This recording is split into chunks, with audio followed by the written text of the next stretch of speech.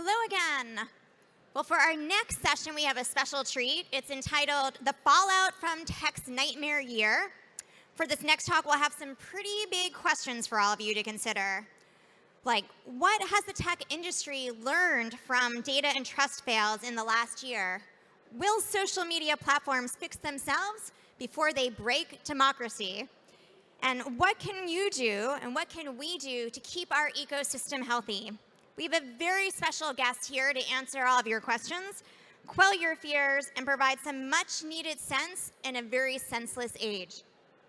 Ladies and gentlemen, in conversation with Robert Hackett from Fortune, please welcome to the stage Executive Chairwoman of the Mozilla Foundation and Mozilla Corporation, Mitchell Baker. Thank you.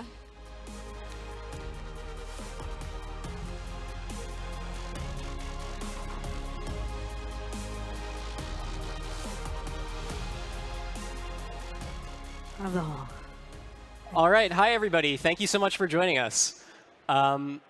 First, a question just to level set. How many people feel hopeful about the state of the web right now? Raise your hand if you're hopeful, if you're optimistic about it. I'm an optimist.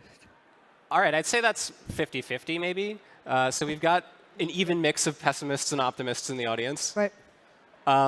So earlier at this event, Tim Berners-Lee, the creator of the web, he kicked things off, and he sort of laid out what's wrong with it in terms of data breaches, data privacy, centralization of big tech giants. What did you make about his talks? What did you think about what he was saying? I think true and lots of things in life go in waves, and they start out and they're good, and then you have a down period. Relationships go this way, right? Like you realize, oh, that didn't work. Like something has to change. So I agree. There is still a lot of good things happening that we discount. I mean, human nature is to look at the danger, the scary, or the bad headline. We seem to be wired that way. So there's still a phenomenal amount of exciting things going on, with the web. But the real task is to take, oh my God, look at all these issues that we are experiencing today, and both try and fix them, but build the next generation of stuff that's better. So we have some pretty focused efforts on AR and VR. And what would it look like to have a web of AR and VR? Not a Facebook silo and a Google silo and a whatever silo, but to be able to travel through VR worlds with people as we do as easily as a link. And so that's just that's exciting. And we also know there's a bunch of problems if you don't think about. It's no fun for many of us if we travel through those worlds followed by violent men, out to get us, right? So how do you think about those things as you're trying to build the next generation? So I think Tim is quite right. And I think that technologists and technology and building new things, having learned some lessons, is a big part of making progress.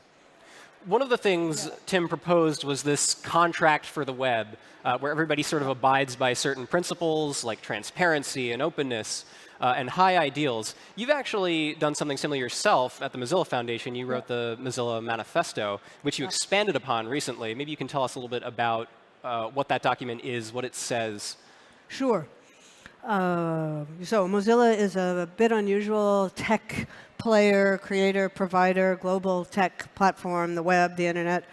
But we have a mission. We're a nonprofit. We're trying to actually create a certain type of internet and internet life. So not return for shareholders, although we, but a general public return. And so that's not as easy as saying we're going to measure ourselves by the size or typically by the share price or the return to shareholders.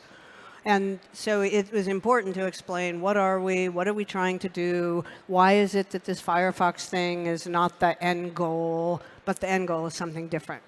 So we've had a set of principles for a decade now that describe what does it mean to be Mozilla? Why do we think we exist? What are we trying to accomplish? And we're trying to build a part of the internet that's a global public resource. And so open and accessible to everyone, which has privacy, security, user agency, those sorts of things. We realized that we should be more explicit about the human experience, some of the things that Tim was talking about. So, for example, as technologists, we are committed to an internet that promotes rational thought. And so in our product design and development, it's just something promote rational thought, which seems kind of funny as a technologist, you would have to say. But today, with the so-called attention economy, we don't do that.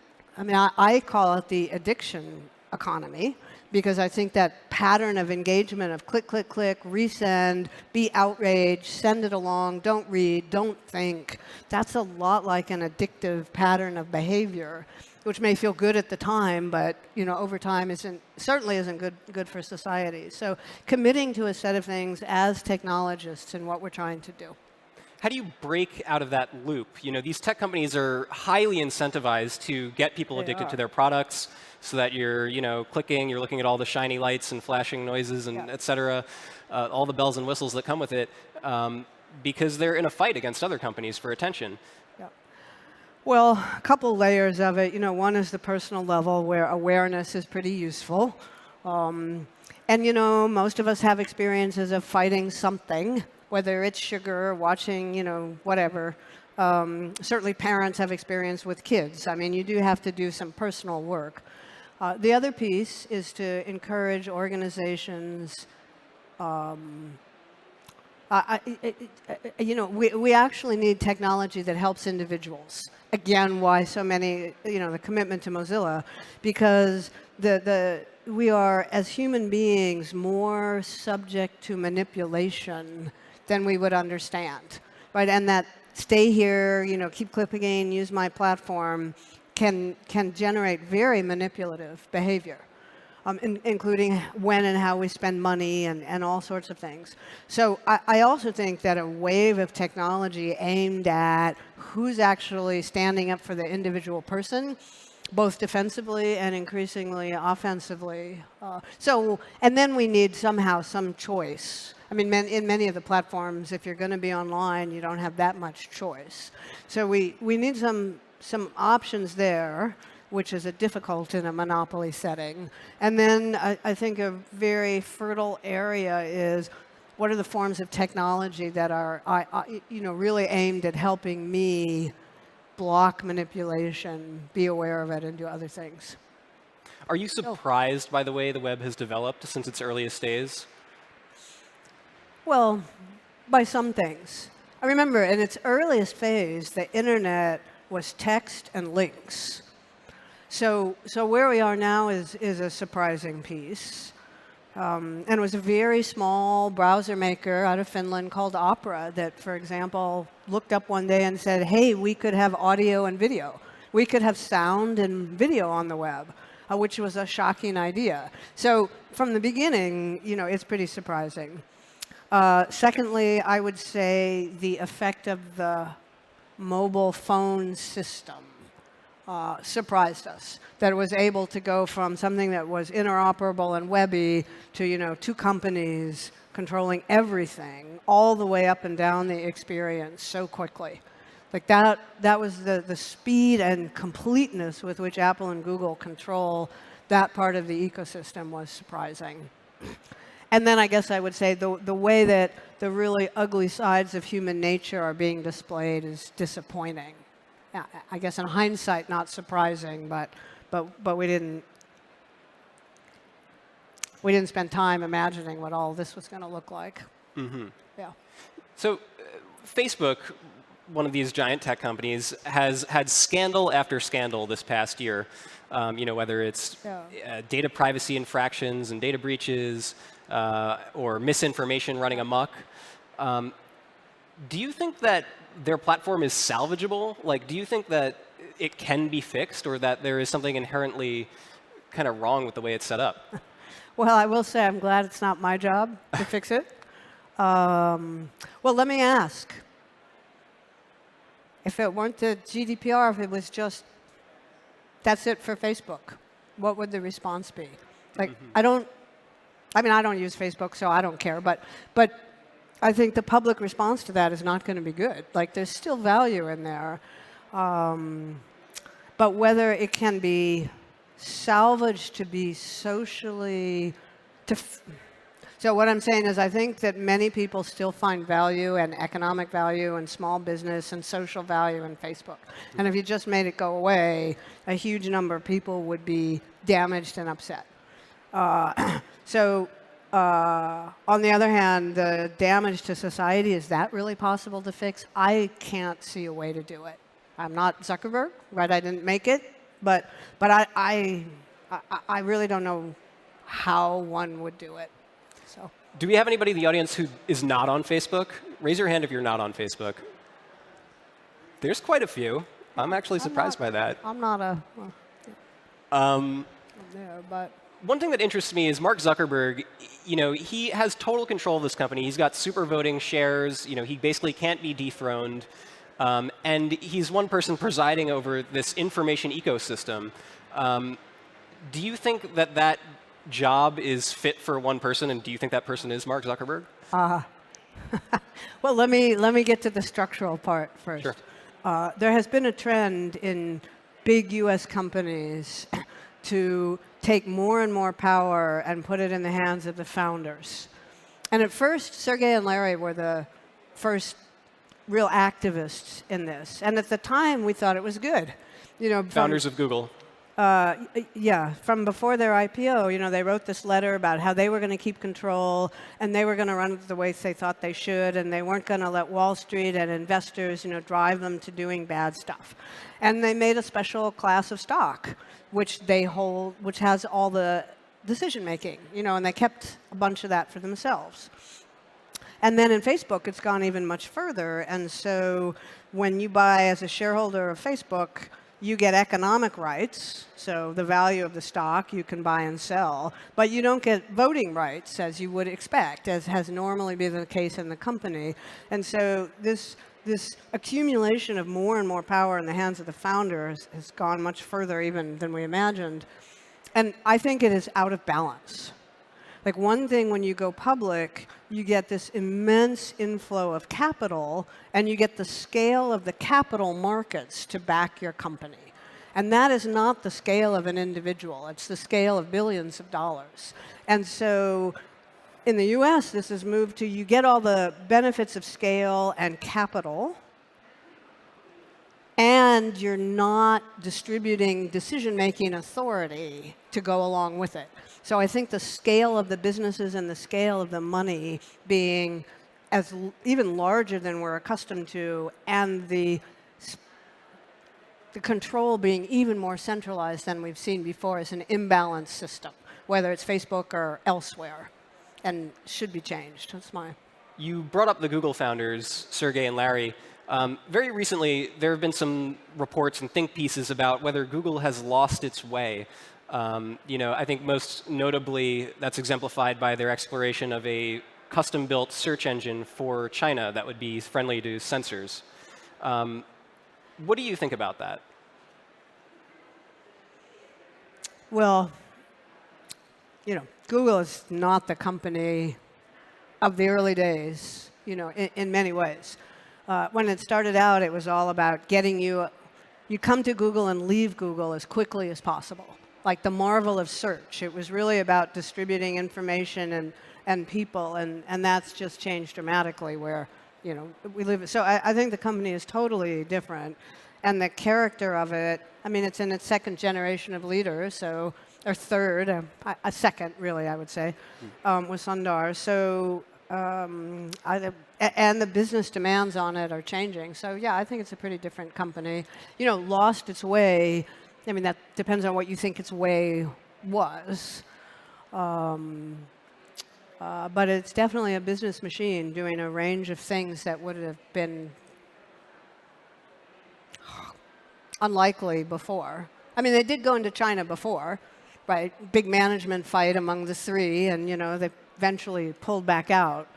So they've certainly contemplated. They tried it once before. And really, Sergey in those days, as an immigrant from the Soviet Union, was really quite adamant about it. So it's not totally different than their past, but the combination of things does start to feel different than the Google we imagined, certainly when we at Mozilla started working with them. So. The tide seemed to be changing a little bit from a regulatory perspective. You know, we've got GDPR now in effect. We've got the exploration of legal proposals in a similar vein in the US. Do you think that these are necessary, or do you think that big tech is capable of regulating itself? I think almost nothing at the size and scale and power of big tech or big pharma or big oil or big auto will self-regulate the way society wants. In a way, the incentives are not lined up that way. I'm a firm believer you get what you incent for. And so it's really true in tech companies where you have a sales force. Whatever that sales force is incented to sell, they will do it. And it may not be what you think you want them to sell, but it's what the ins and outs of your sales commission and compensation program are. Right, like figuring out that there's a loophole there that your sales force has found, you'll figure it out because that's what gets sold. I mean, so when we incent for return of revenue, maximum return of revenue, I think it is not rational to expect that incentive will also get you appropriate regulation. So, no. I also, building tech, as we do, and trying to look at what regulations make sense, it's pretty hard. Right? So I do have a sense of, oh my gosh, as an organization that's trying to put good tech into the world, like writing a piece of regulation that's likely to be really effective and not have these terrible consequences is hard. But if I could make a plea, it would be to regulate directly. Like this recent copyright law in Europe. I wish, if the goal is to stop Google from taking snippets from publishers, like, let's do that, but let's not have upload filters, and link taxes and look at the structure of the web. Let's actually regulate, in a more direct fashion. We've got just under a minute left. Yeah. Give us a call to arms. What can people in this room do about the state of the web today? Well, demand better in every regard. That's one. Two, as consumers, look for the options. There are starting to be privacy-focused businesses out there and privacy-focused offerings. We know because we've been trying to offer them ourselves unsuccessfully for many years, and things are changing, and we're finding, particularly in more established businesses, privacy-focused stuff. Like, try them out, use them. Like, as consumers, we have to send signals into the market. And as I say, it'll be a long time before there's something different than the big platforms. But the smaller products that are trying to offer you better experiences, they're safer, use them. Because that is what allows the market to grow. And we certainly look at those signals very carefully. So that's the second one. The third one is really try and build stuff. Right? Like, don't get locked. Don't believe that the big platforms of today are the only way something is possible, right? Because then we don't try. Well, that's all we have time for. Thank you so much for joining us. Thanks, everybody, for tuning in. Vote with your feet.